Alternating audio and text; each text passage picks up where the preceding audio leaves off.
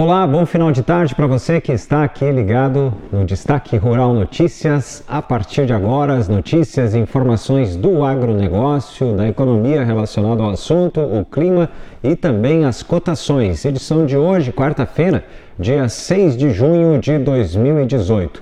Alguns assuntos que a gente vai comentar hoje no Destaque Rural Notícias. Vamos falar sobre a tensão global que está ameaçando exportações de produtores rurais.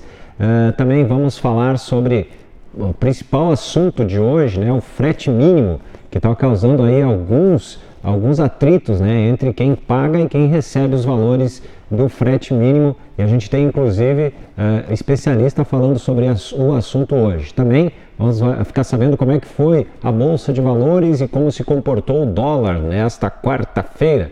Também o clima para amanhã, que continua bastante frio, especialmente no sul. A partir de agora, então, fique ligado. Está no ar o Destaque Rural Notícias.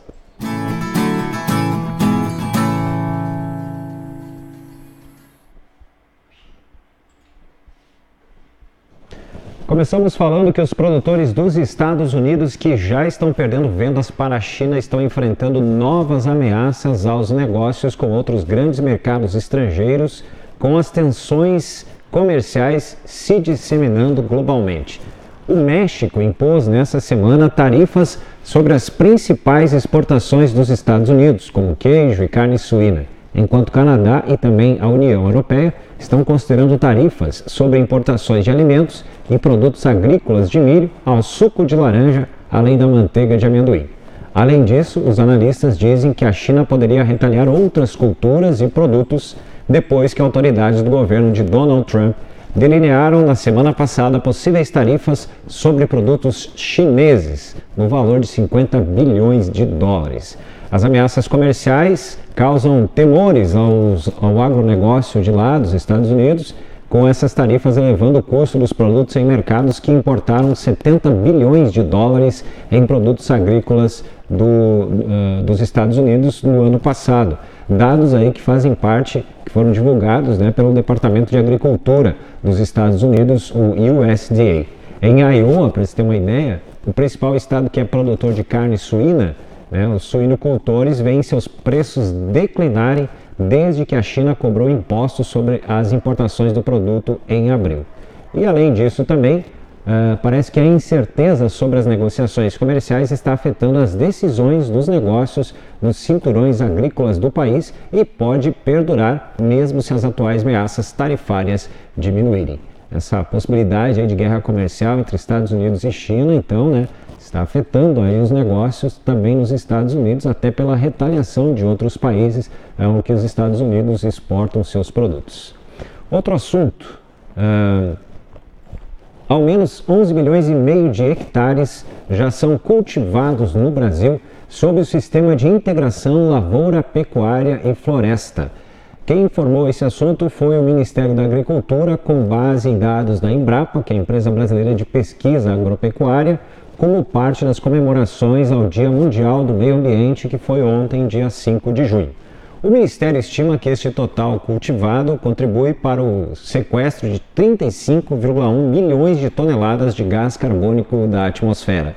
Entre as iniciativas, então, para incentivar a agricultura sustentável, está um dos planos principais, é o Plano ABC, que é a chamada Agricultura de Baixo Carbono, que foi criado no ano de 2010 e tem vigência nacional até 2020. O Plano ABC é um dos instrumentos adotados pelo Brasil para cumprir, então, os compromissos assumidos na Conferência do Clima das Nações Unidas, o COP15 em Copenhague, na Dinamarca, que o Brasil disse que reduziria, então, em 40% a emissão de gases de efeito estufa, tendo como base as emissões do ano de 2005. E um outro assunto também relacionado à questão do Dia Mundial do Meio Ambiente, que foi ontem, o Conselho Nacional de Política Energética, na sua 36ª reunião ordinária, que aconteceu ontem, aprovou as metas compulsórias de redução da intensidade de carbono de combustíveis utilizado em transportes no Brasil para vigorarem até o ano de 2028. A deliberação ocorreu ontem e o RenovaBio, o Plano Nacional de Biocombustíveis, define a base para a expansão do investimento privado na produção de biocombustíveis através de indução ao aumento da produtividade, com consequente redução de custos e preços aos consumidores. Lembrando que o RenovaBio é um programa de caráter ambiental que integra políticas públicas nas áreas de energia, meio ambiente e políticas industrial e de desenvolvimento econômico e social. Vamos falar do Plano Safra agora?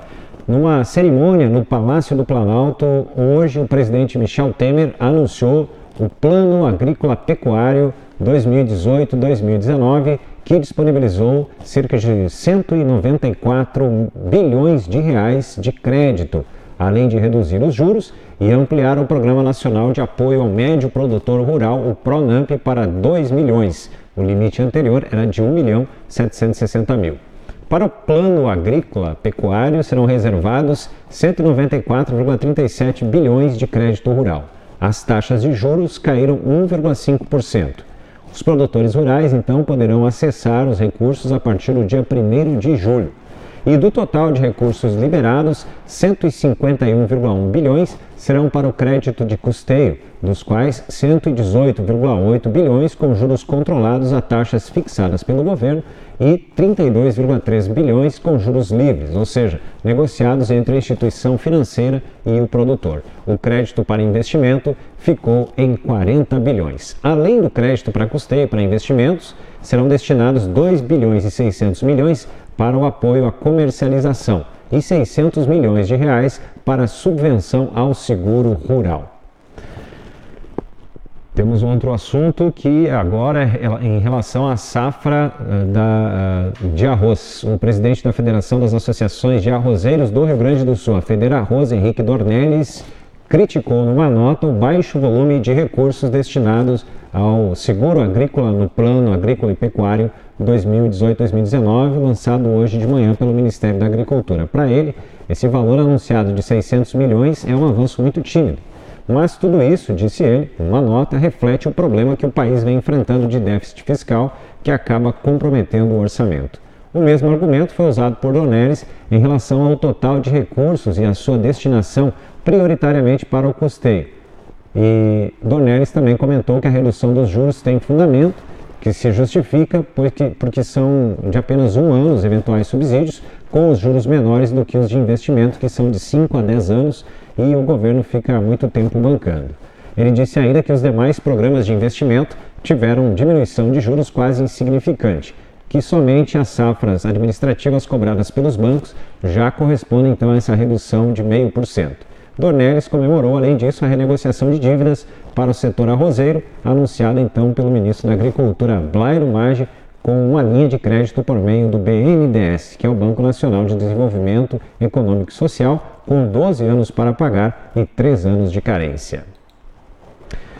E as vendas internas de máquinas agrícolas e rodoviárias no atacado atingiram 3.200 unidades no mês de maio. Esse número é uma queda de 15,8% se fazer uma comparação com o mesmo mês do ano passado, ou seja, em um ano, 15,8% de queda. 20,6% é a queda ante abril. A divulgação foi feita pela Anfávia, que é a Associação Nacional dos Fabricantes de Veículos Automotores. No acumulado do ano, o recuo é de 9,3% sobre o mesmo período do ano passado, do ano de 2017. Bom, agora a gente vai acompanhar uma matéria, porque a equipe de reportagem do Destaque Rural Notícias visitou ontem o primeiro simpósio sobre o mofo branco na cultura da soja. O evento aconteceu em Lagoa Vermelha. Vamos acompanhar. Na safra deste ano, a doença do mofo branco foi uma das principais responsáveis pela redução da produtividade nas lavouras de soja. E para contribuir com informações sobre a doença, o Sindicato Rural de Lagoa Vermelha realizou o primeiro simpósio sobre o mofo branco na cultura da soja. Uma conversa inicial no Sindicato Rural, os produtores se manifestaram muito preocupados com essa doença que para nós aqui foi de grande importância econômica. Pensando como a gente é profissional de agronomia, pensando nesse tema, nós buscamos parcerias, para trazer pessoas que tivessem conhecimento, autoconhecimento nessa doença, que pudesse trazer esclarecimentos, né, aos produtores, tirar suas dúvidas, para minimizar os problemas já na próxima safra. E o formato de simpósio nós achamos melhor em função que ia possibilitar pontos de vista diferentes ou complementares, né, de dois profissionais, um da região local, que foi o primeiro palestrante, Ricardo Borstolin, e um palestrante do Paraná, da Embrapa Soja Paraná, que é referência em soja, que tem mais tempo de convivência com a doença, que é o Maurício Maia. O primeiro simpósio de Lagoa Vermelha que tem uma repercussão importante, tanto na cultura quanto no evento, e para tirar as dúvidas do produtor rural. O evento foi realizado com o apoio da Suprema, Bayer e Bock. Produtores e profissionais da área agrícola puderam entender mais sobre a doença e seu controle através do manejo integrado. Então, o mofo branco, essa doença que ataca a cultura da soja, ela vem aumentando há vários anos, ela vem aumentando a densidade de inóculo no solo. Então, vem se tornando um problema a cada ano devido à falta de conhecimento, então, pela parte do produtor. Então, ações como essa do simpósio do mofo branco na cultura da soja são exemplos que devem ser seguidos para outras regiões, então, para nós conter essa doença através de táticas de controle que trabalham contra o mofo branco. Assim, vai ser possível, então, nós reduzir a quantidade dessas doenças nas lavouras, o banco de esclerose do solo, e conviver, então, com o inóculo mais baixo e com menor danos na cultura da soja. Mas é um trabalho de longo prazo e uma insistência por vários anos aí do produtor trabalhando, então, todas essas táticas de controle. É uma doença que é bastante perigosa, ela demanda muita atenção e ela é extremamente dependente das condições de clima para aparecer, para causar mais ou menos perdas. Anos chuvosos, principalmente com boa frequência de chuva no momento da floração da cultura, são anos que, em áreas infestadas pelo fungo, anos em que a gente vai ter mais incidência da doença e vai ter mais perdas. Então, com toda essa conjuntura que a gente está vendo agora da incidência de mofo branco aqui no estado e aqui na região, certamente os produtores e os técnicos aqui da região vão ter que ter uma boa atenção na programação dessas lavouras para a adoção das medidas de manejo que nós discutimos aqui no seminário de hoje. Então essas reuniões são muito importantes para a troca de ideias, para a troca de experiências e para que se dê uma direção correta e o produtor não tenha cada vez mais perdas e tome algumas medidas que não sejam tão eficientes e custem caro para a produção como um todo. A doença que causou perdas de até 30% nas lavouras plantadas é uma preocupação para os produtores que desconheciam o fato. Um cenário que pode ser mudado através de uma direção correta e a troca de experiências. Anteriormente a gente não conhecia, né, o estrago, o dano dessas doenças. Eu sou engenheiro agrônomo, mas a gente conhece de estudo, de ensino, né, mas a gente nunca tinha passado por isso na prática, né, nos pegou desprevenidos, né.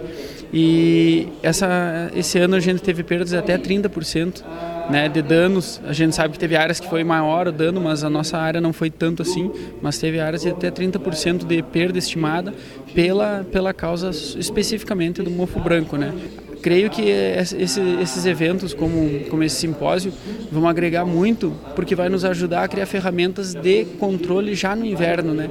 A gente sabendo que ele vai acontecer lá no verão, mas a gente já pode agora no inverno tomar algumas medidas que a gente viu bem importantes, que vão nos ajudar, vão dar uma direção e diminuir esse prejuízo, com certeza, né? Porque a região toda ficou bastante preocupada, né?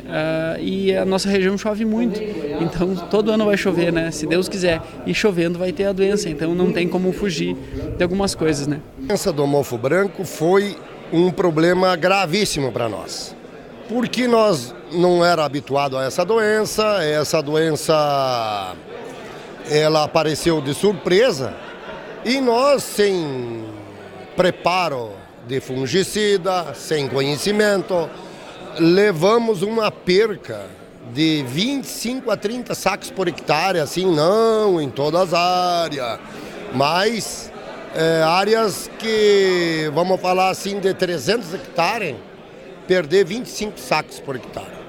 Estamos ficando muito animados com essa palestra, sabe por quê? Que está nos ensinando a forma de lidar com o manejo no inverno para o controle dessa doença. Já vemos que temos saída, que temos alternativas e que temos clima que favorece ela e nós vamos ter que se habituar a viver com isso e administrar isso.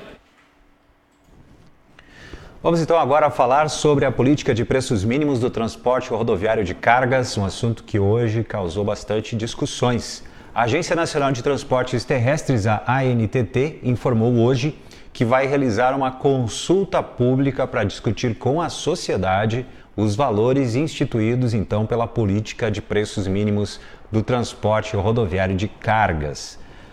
Na semana passada, a agência publicou no Diário Oficial da União a tabela com os preços mínimos dos fretes cobrados por empresas de transporte rodoviário e caminhoneiros autônomos. A ANTT não confirmou a pretensão de rever os valores da tabela, mas informou que o processo de consulta à sociedade vai acontecer concomitantemente à divulgação de ajustes na tabela com dados mais detalhados que esclareçam possíveis dúvidas. Segundo a Organização das Cooperativas do Paraná, diretores da ANTT já tinham admitido a necessidade de ajustes na tabela durante uma reunião com lideranças do cooperativismo brasileiro, um evento que aconteceu ontem em Brasília. Durante o encontro, representantes dos produtores cooperados criticaram inconsistências das tabelas divulgadas e apontaram a necessidade de ajustes e revisões na remuneração do frete de retorno. Lembrando que o estabelecimento de um preço mínimo que os caminhoneiros possam cobrar sobre cada quilômetro de frete foi instituído pela medida provisória número 832, editada no último dia 27. Essa medida provisória determina que os preços deverão ser reajustados semestralmente e, principalmente, que os preços eles têm um valor mínimo aí para serem cobrados. Para serem pagos também, para quem faz aí o transporte. E tem um outro detalhe interessante que o diretor de departamento do agronegócio da Fiesp, Federação das Indústrias do Estado de São Paulo, e também presidente do Sindicações, o Roberto Bettencourt, falou sobre que esse tabelamento de fretes eleva o custo logístico do agronegócio. Ele disse que a tabela eleva entre 30% a 40% do valor do frete que vinha sendo praticado. E disse, diante desse quadro, as negociações de frete entre produtores / agroindústrias com caminhoneiros autônomos estão paralisadas porque a tabela dificulta a livre negociação de mercado. E essa situação também, para ele, mexe com contratos que já estavam assinados.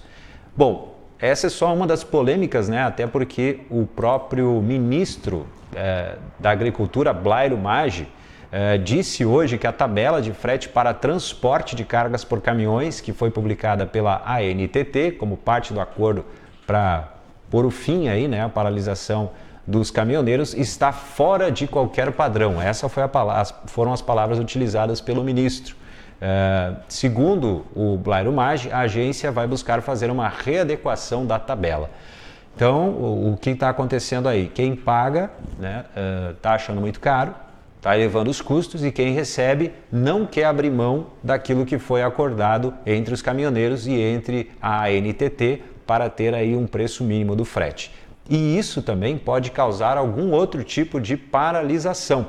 Bom, para falar mais sobre esse assunto, nós recebemos aqui um comentário, esse assunto que está sendo discutido nessa quarta-feira. Inclusive esse assunto vai tomar cada vez mais os noticiários, porque existe até a possibilidade de os caminhoneiros, se não aceitarem, se tiver algum ajuste aí, os caminhoneiros não aceitarem isso e fazerem uma nova paralisação. Então é um assunto que vai tomar os noticiários. Vamos ouvir agora a opinião de Luiz Carlos Pacheco. Ele é consultor sênior da TIF Consultoria Agronômica. Ele vai falar mais sobre esse assunto. Vamos ouvir. Boa tarde, amigos. O Destaque Rural pediu que eu fizesse um vídeo sobre essa confusão de fretes que está acontecendo no Brasil. Eu moro em Curitiba, mas estou num hotel em Guarapuava, porque hoje à noite vou dar uma palestra aqui, e vi na estrada muitos caminhões rodando, mas muito poucos com grãos.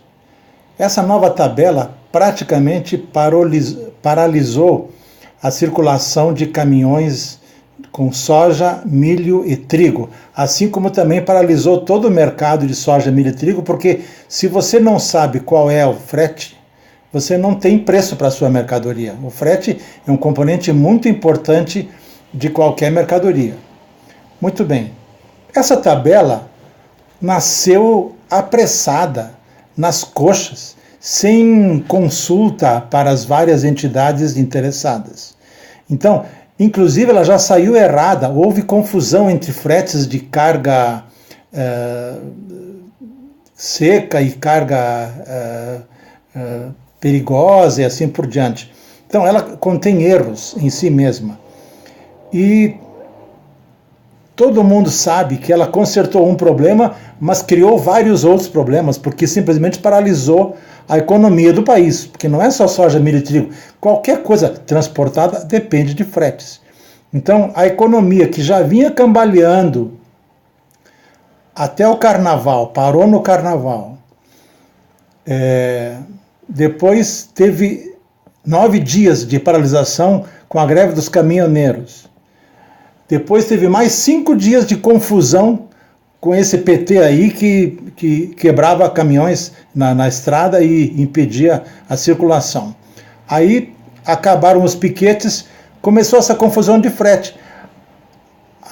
O transporte de cargas continua paralisado no Brasil, 5 dias depois que terminou esses 15 dias de greve e de confusão, continua tudo parado porque não se sabe exatamente qual é o frete e quem vai pagar o frete. Porque isso aí aumentou entre 35% e 150% o custo dos fretes. Isso aí pesa muito em qualquer custo de qualquer mercadoria. E os contratos que tinham sido feitos antes aos fretes antigos, como é que fica?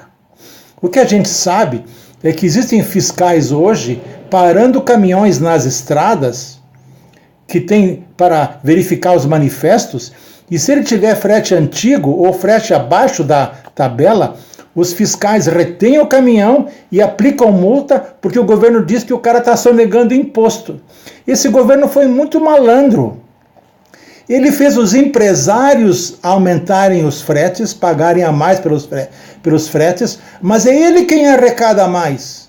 Digamos que um frete custasse R$100. O governo arrecada X. Agora o frete aumentou mais 35%, foi para R$135, o governo arrecada sobre 135. Quer dizer, um percentual sobre um valor maior, ele arrecada mais. Muito espertinho esse nosso governo, sabe? Então, está tudo errado. Isso aí estourou os orçamentos de todos os custos, de todos os produtos. Então, hoje, dia 6 de junho, o governo já admitiu que tem que rever essa tabela. O problema é o tempo que vai levar para rever essa tabela. Ela já estava contra a lei de oferta e procura, ela contra a liberdade de negociação, era praticamente uma estatização do setor de transporte no Brasil, o que é horrível, porque a gente sabe que sempre que o Estado mete a mão, ele estraga tudo, em vez de melhorar, ele estraga. Então, não é boa coisa o governo se meter com isso. No Congresso Nacional, a MP que criou essa nova tabela já recebeu 55 emendas e o transporte agora só funciona para quem tem caminhão próprio. Quem tem frota ou quem tem que contratar frete ou ser contratado por frete, simplesmente está parado. Muitos caminhões parados eu vi na estrada. Ontem eu vim de Maringá para Curitiba e hoje eu vim de Curitiba para Guarapuava. Então eu andei mais ou menos uns 800 quilômetros entre ontem e hoje. E eu só vi caminhões de carga seca ou caminhões de frota própria e muitos caminhões parados ainda nos acostamentos, nas empresas. Então, o problema agora é saber quando é que vai sair essa nova tabela, porque diz que tem que fazer uma reunião com todos os setores envolvidos para discutir isso. Mas, meu Deus do céu, se demorar mais 10 dias para reunir isso, discutir isso e acertar isso, quanto vai custar para o país esse monte de caminhões parados? Eu já disse aqui que só no caso da soja, só para dar um exemplo no caso da soja, que é o que nós todos conhecemos, cada navio parado no porto paga $45 mil por dia. Em 10 dias, ele paga quase $500 mil parado. Isso é um custo enorme. E tem 50, 60 navios ao longo da costa esperando carregar soja. Muitos foram embora sem carregar. Isso aí com custo para o vendedor. Então, cada setor tem os seus custos. No setor de farinhas, por exemplo, de trigo que a gente mexe, as entregas de farinhas, o custo já chegou a meio bilhão de reais de custo de farinhas não entregues.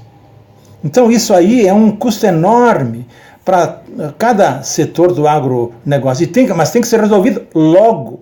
Não pode esperar muito tempo, porque senão isso é uma bola de neve que já arrebentou a economia. O ano de 2018 já foi para o saco, como a gente diz, porque se tinha alguma esperança de que o PIB crescesse 2%, ele vai crescer 0,5% agora. Porque teve carnaval, teve greve dos caminhoneiros, teve a bagunça depois da greve, teve esse atraso agora na liberação dos fretes, depois vai ter eleição, depois vai ter Copa do Mundo. Como é que fica a nossa economia este ano? Se ia crescer 2,5%, agora vai crescer no máximo 0,5%, e olha lá. Além disso, vamos torcer para que esse governo fique aí, porque está balançando demais. É muita indecisão, é muita incerteza, é muita confusão. Não sei como é que fica isso. Alguém tem que tomar uma providência. Era isso que eu tinha que dizer. Agora, eu não sei como é que vai ficar a nova tabela, porque isso aí tem que ser rediscutido por várias associações, por vários interessados. A Associação dos Caminhoneiros já disse que vai fazer outra paralisação se mexerem nessa tabela aí. Imagina a confusão que vai dar. Meus amigos, vamos rezar para Deus, porque é só Ele que pode melhorar isso aí, porque a coisa está tão preta e a confusão está tão grande que só Deus mesmo. Boa tarde a todos. Muito bem, vamos agora falar de economia.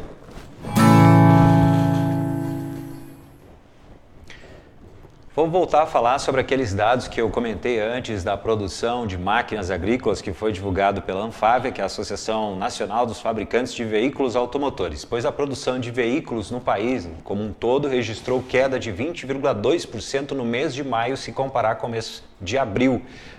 Os dados divulgados hoje mostram que a greve dos caminhoneiros reduziu, segundo estimativas da entidade, em 70 a 80 mil unidades a produção do setor. A Anfávia diz que a expectativa é que a produção seja recuperada ao longo dos próximos 2 meses. A comercialização de veículos novos teve queda de 7,1% em maio, na comparação com abril.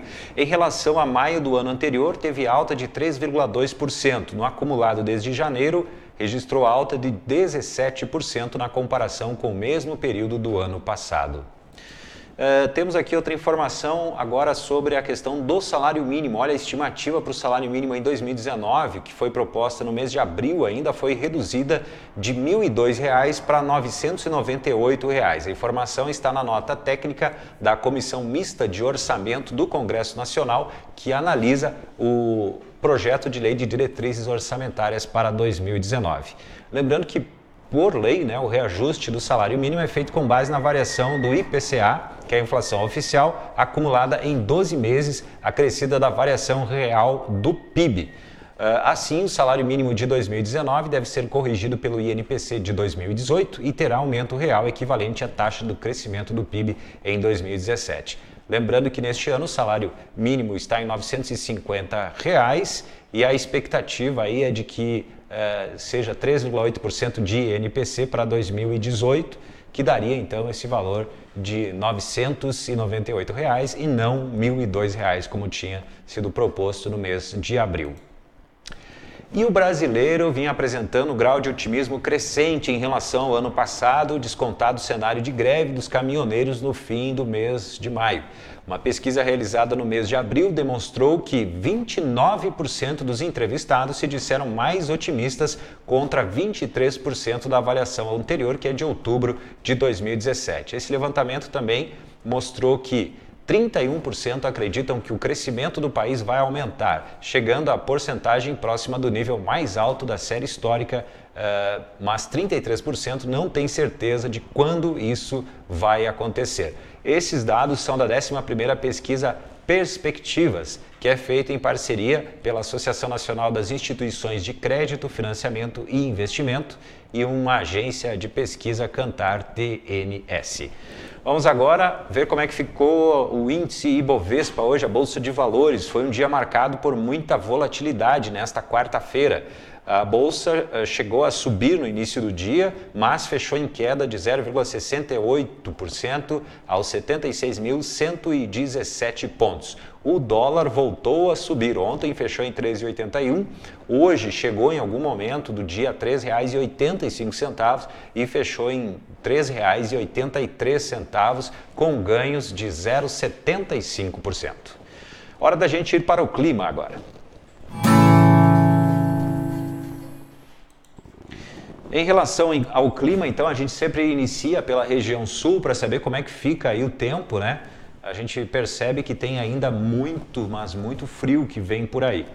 Amanhã, quinta-feira, então, a previsão é a seguinte: novas instabilidades deixam céu cheio de nuvens, provocam chuva ainda pela manhã no centro-norte e no leste do Paraná. Sol e frio no Rio Grande do Sul e em Santa Catarina, com geada no oeste, campanha e norte do Rio Grande do Sul e no centro e sul de Santa Catarina. Vamos agora à previsão do tempo para a região centro-oeste para amanhã, quinta-feira, dia 7 de junho. O avanço de uma frente fria deixa o céu encoberto, com possibilidade de chuviscos no sul e no oeste de Mato Grosso do Sul. Nas demais áreas de Mato Grosso do Sul, o sol aparece pouco e pode chuviscar à noite. Sol e chuva à tarde no sul de Goiás. Não chove nas demais áreas da região. Agora é hora da gente ir para as cotações.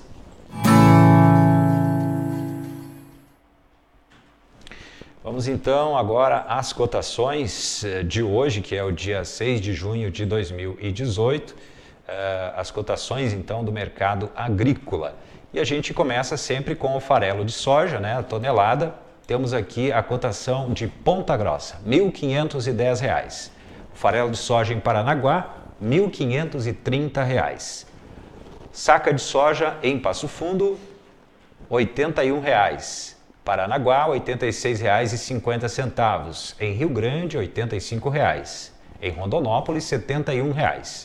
O milho saca Passo Fundo, R$ 44,50. Em Ponta Grossa, R$ 43,50. Em Rondonópolis, R$ 29. Agora vamos para o trigo, tonelada em Santa Rosa, R$ 850. Em Dourados, R$ 1.030. Em Cascavel, R$ 1.000 e em Carazinho, R$ 850. O arroz em casca em Pelotas, saca R$ 37,40. Em Cachoeira do Sul, R$ 37,75. Em Jaraguá, R$ 36,50. O feijão carioca em Ponta Grossa, R$ 107,50. O feijão preto em Santa Maria, R$ 115. Feijão preto em Lagoa Vermelha, R$ 115. Agora o boi gordo em Barretos, @ R$ 138. Boi gordo no estado do Rio Grande do Sul, quilo R$ 4,90. Em Tocantins, R$ 127 @. Suíno vivo no interior do Rio Grande do Sul, R$ 3,10 o quilo. Em todo o estado, R$ 2,80 o quilo. O frango vivo no Rio Grande do Sul, R$ 2,70 o quilo. O frango vivo em São Paulo, R$ 2,90 o quilo. Agora eu quero trazer aqui uma informação bem importante, né, de eventos que acontecem na região Quero te convidar para o 3º Fórum Estadual do Agronegócio, Situação e Perspectivas. Esse evento vai acontecer nos dias 15 e 16 de junho, vai acontecer no Gran Palazzo, Centro de Eventos, em Passo Fundo. Faltam, portanto, 9 dias para este evento. É o 3º Fórum Estadual do Agronegócio. No dia 15 de junho, na sexta-feira, às 9 horas da manhã, vai ter uma palestra com o título O Agronegócio Brasileiro, Presente e Futuro. Essa palestra vai ser proferida pelo engenheiro agrônomo Dr. Marcos Fava Neves. Se você quiser mais informações e também fazer as inscrições, é só acessar o site www.insia.com.br. Ficamos então assim por aqui com mais uma edição do Destaque Rural Notícias. Lembrando que a gente sempre está aqui ao vivo às 18 horas. Se você não consegue assistir o programa ao vivo, pode então assistir ele gravado nas redes sociais. Você pode participar deixando aí as suas sugestões e também as suas opiniões sobre o programa. Você pode até pedir algum assunto para a gente tratar aqui no Destaque Rural Notícias, a gente trazer especialistas, convidados para passar informações sobre os assuntos. Também você pode saber mais sobre o agronegócio acessando o site, o portal destaquerural.com.br. Um ótimo final aí de dia, um início de noite de quarta-feira. A gente volta amanhã às 6 da tarde. Até mais.